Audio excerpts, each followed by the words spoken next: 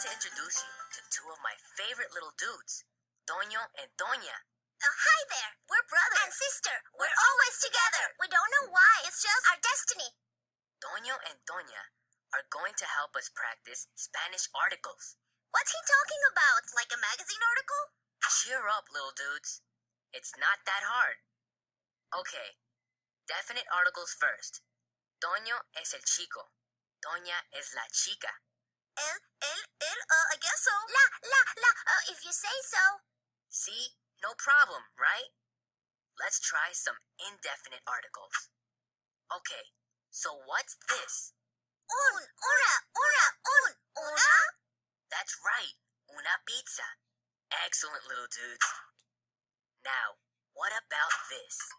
Ooh. It's a toughie. My head is exploding.